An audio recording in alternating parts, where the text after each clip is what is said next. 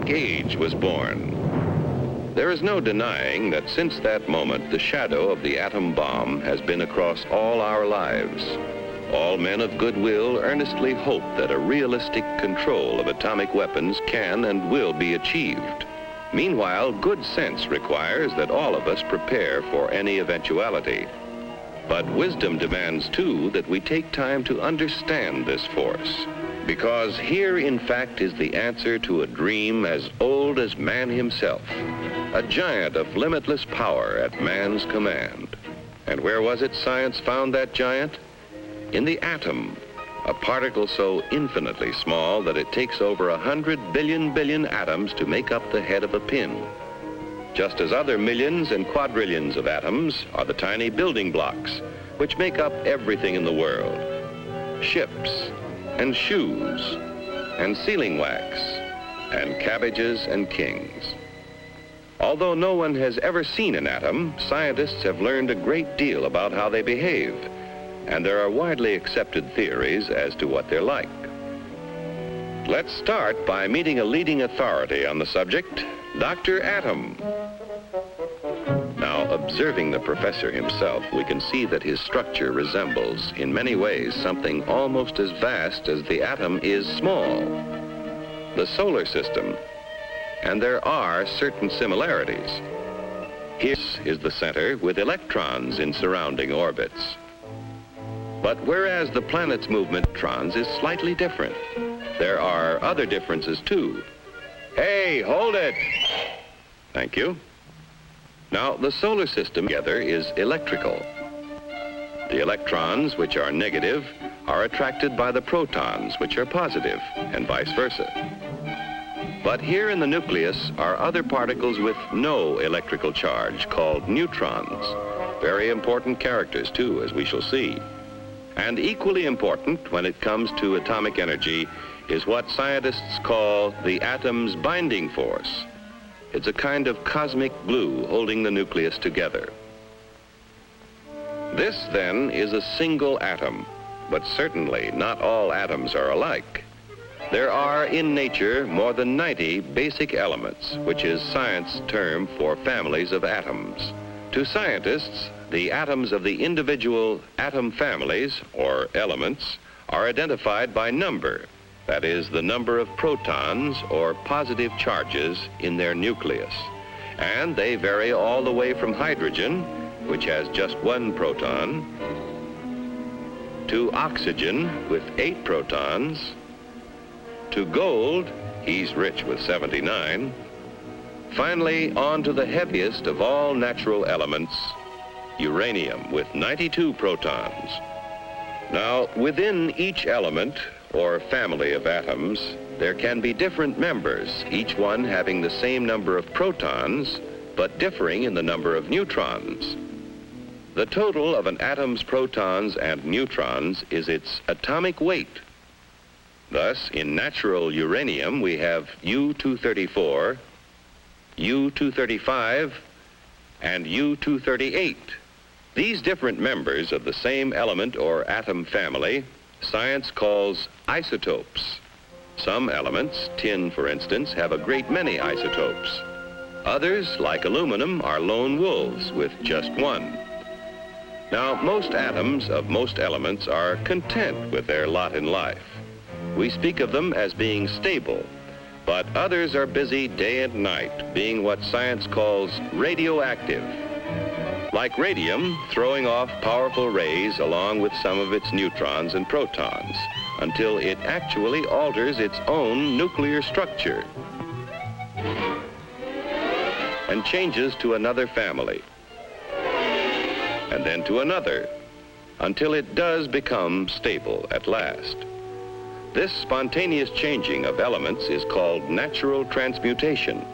Its discovery gave men of science an idea. If an atom could change itself, why couldn't man change an atom? Using as bullets the very particles which radium threw off, a noted British scientist bombarded nitrogen and converted it to oxygen. In terms of individual atoms, this is what happened. The radium nucleus threw off an alpha particle consisting of 2 protons and 2 neutrons. One of the protons was absorbed into the nitrogen nucleus, turning it to oxygen. This was artificial transmutation, man changing the elements. From that first experiment, others by the thousands followed as scientists devised ever more powerful particle accelerators, commonly called atom smashers, to transmute more and more kinds of atoms. All scientifically important, but hardly world-shaking. Then, in 1939, some scientists were experimenting with transmutation of uranium. What would happen, they wondered, if they fired a neutron at a uranium nucleus, already the heaviest in nature? Why not try? So they tried. And the result? Nuclear fission. Instead of a minor change, the atom split in 2. Truly a discovery to change the world. For what had happened when the uranium atom split was a kind of double miracle of science. Half of the miracle concerned that binding force we spoke of before, that kind of cosmic glue which holds the atom's nucleus together. We still don't know all about that binding force yet, but we do know it is equivalent to mass. Therefore, we may speak of it as having a kind of weight of its own. Now, the 2 atoms into which a uranium atom splits also have binding force. But for some reason, it takes less of that glue to hold them together, and in the process of fission, a tiny fraction is left over.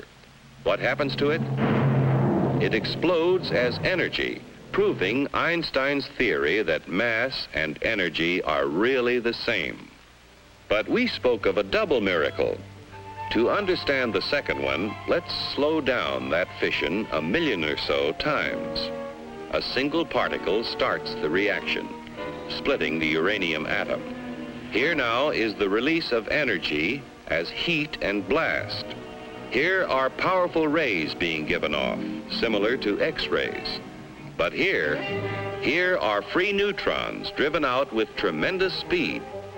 And provided there is sufficient U-235 present, what science calls a critical mass, those neutrons bombard other uranium atoms, causing them to split and split still others. The result?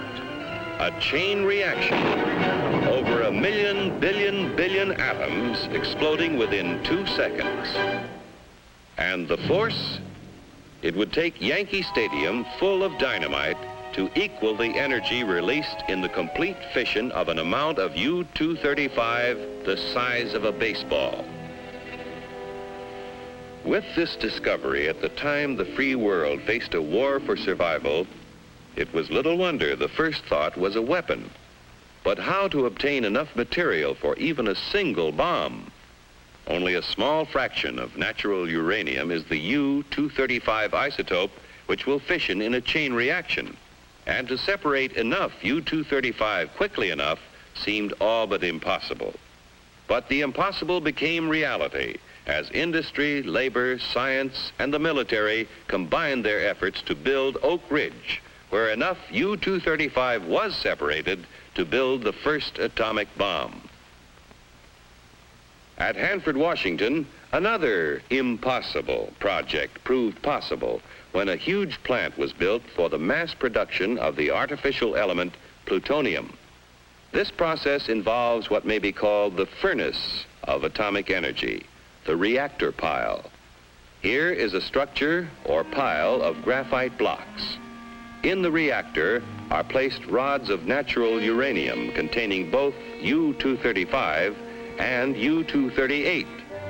As U-235 begins to fission, the graphite slows down the free neutrons, and some of them hit other U-235 atoms, keeping the chain reaction going. But others of those slowed down neutrons hit U-238 atoms, and here's what happens. Remember, we said that U-238 wouldn't support a chain reaction. However, it will capture neutrons from U-235 fission and start a process which converts the U-238, first to neptunium, then to plutonium, and plutonium will fission in chain reaction. Thus, the reactor itself is a source of atomic fuel. Besides producing plutonium, the nuclear reactor makes possible two very important peacetime uses of atomic energy. Remember that the chain reaction process in the reactor creates tremendous heat, which scientists have learned how to control. Thus, a reactor may be substituted in many industrial applications where heat is now provided by coal or petroleum. But such uses in the foreseeable future are limited. For one thing, a reactor pile must be shielded to protect the workers around it from dangerous radiation, and this shielding adds tremendous weight. However, an atomic energy power plant has already proved feasible. The future supplying of electric power to entire cities is far from impossible, while nuclear power in locomotives, submarines, ships, and even very large airplanes may all but revolutionize future transportation on land, sea, and air. But perhaps the most valuable byproduct of the nation's reactor piles is radioactive isotopes. Research has revealed that many elements not naturally radioactive became so when placed in a nuclear reactor. And these isotopes, working as tracers with such measuring devices as a Geiger counter, became invisible detectives, aiding the cause of science in many different fields.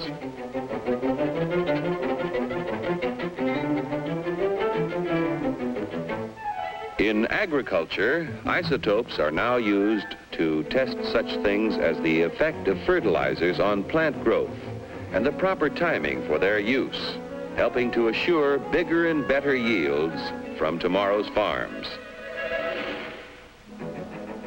In industry, isotopes have found literally hundreds of new uses, such as the automatic thickness control of sheet aluminum, saving hundreds of man-hours of labor and assuring accuracy never before possible. In the fields of medicine and biochemistry, isotopes are performing near miracles of diagnosis and discovery. With radioactive sodium, doctors are solving more of the seeming mysteries of heart disease and circulatory disturbances. Radioactive phosphorus has been used to locate tumors in the brain and greatly simplify operations for their removal. Iodine-131 finds one of many uses in revealing conditions of the thyroid, and there are many more. New ways of using isotopes are being discovered constantly through the tireless work of modern pioneers in such fields as chemistry, metallurgy, medicine, and biology. Truly, the superpower which man has released from within the atom's heart is not one, but many giants. One is the warrior, the destroyer. Another is the engineer, seeking to provide vast quantities of energy to run the world's machines. Another is the farmer, helping to better feed tomorrow's world. Still another is the healer, helping to diagnose and cure the sick. And the last is the research worker, working on in the fields of pure science to reveal more of the mysteries of the universe. But all are within man's power, subject to his command. On man's wisdom, on his firmness in the use of that power, depends now the future of his children and his children's children in the new world of the atomic age.